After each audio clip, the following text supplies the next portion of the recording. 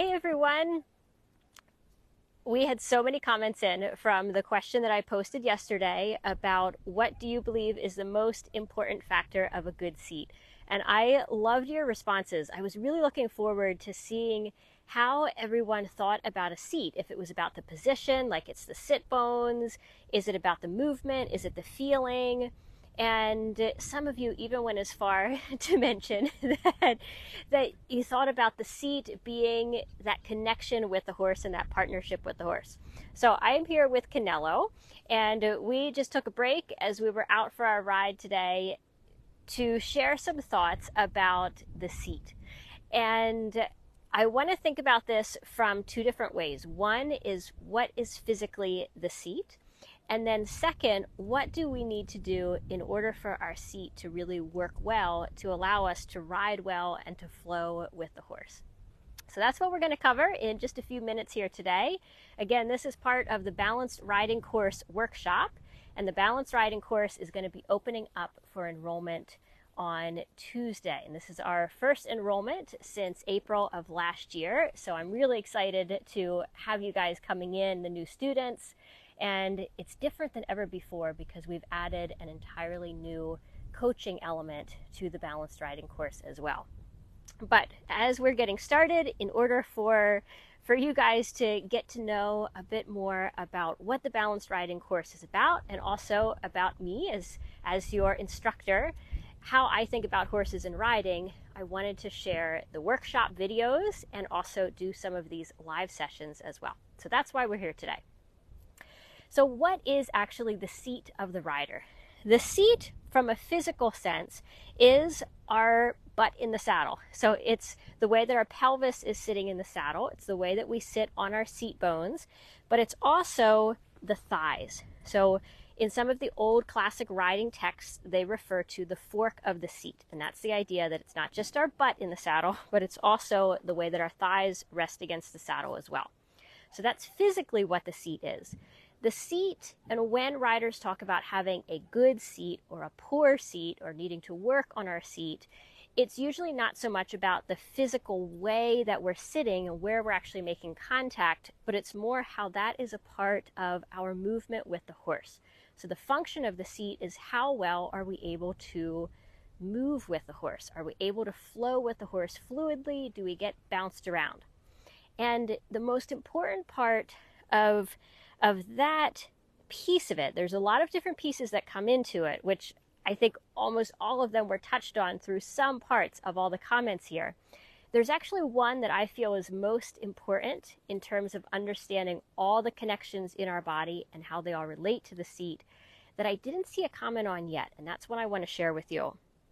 But there's a joint that is really important for good riding, and that's the hip joint. So when we think about hips, it's not up here. This is the top of the pelvis, and we usually think about this as, put your hand on your hips. But the hip joint is where the femur comes into the pelvis. So it's that big ball and socket joint. And whether you're rising the trot, making this kind of movement, whether you're riding a canter, or if you're just walking, the fluidity of this hip joint is so important. It's also how we give communication to slow the horse, for example, to give a half halt. So that's the hip joint.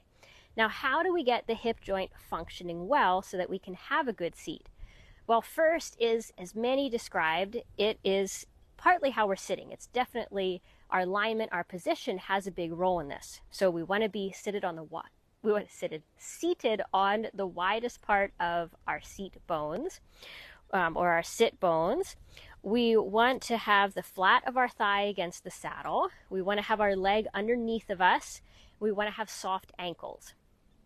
The role of the saddle does play a really big role in this. We had a few people that touched on this, so a thumbs up to those of you that also thought about or mentioned the role of the saddle, because can be very difficult to have a great seat in a saddle that just doesn't fit. We can learn to override the tack we're in, but it's always going to hold us back if it's poorly balanced, too small, or is just not the right saddle for the activity. Try jumping large fences in a Western saddle and you won't have much success, as an example.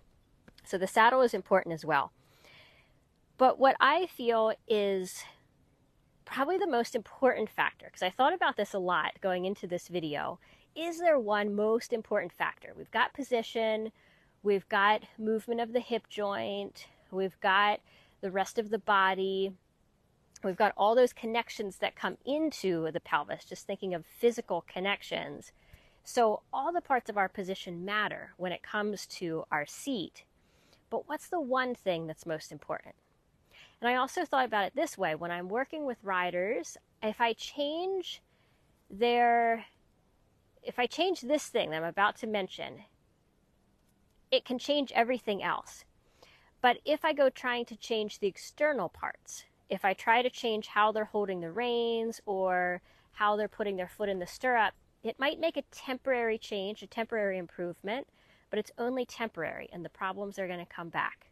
So what is the one thing that can just change everything?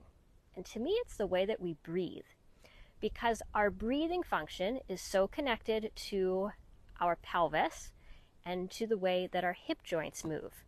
It's partly because we have several diaphragms. We have the diaphragm that is most directly connected to breathing function, that moves up and down with good, healthy breathing function, but that's connected to the pelvic floor. And when we talk about seat, pelvic floor is so much of this, because the pelvic floor function is what allows us to have that good hip joint movement, to be able, more body awareness there allows us to know, are we sitting even, or are we putting a lot of weight off to one side or to the other side? Are we moving evenly? So when I think about a good seat, I think of all of the answers that you guys left, so many good answers. And I also think about breathing. And I think if you can change one thing to have a better seat, it would be to take some deep belly breaths, to slow down, to feel your breath coming in and out, to feel how that can change where you're holding tension in your body. And this is probably the smallest thing that can change the most about our riding. So I hope you enjoyed this tip. Leave a comment down below and tell me, what is the next thing that you would love to hear about for our next live video? Is it maybe rein connection? Is it another part of the body? Is it a specific question that you have? Put it in the comments below. We'll have another live video coming up tomorrow. Thanks, everyone.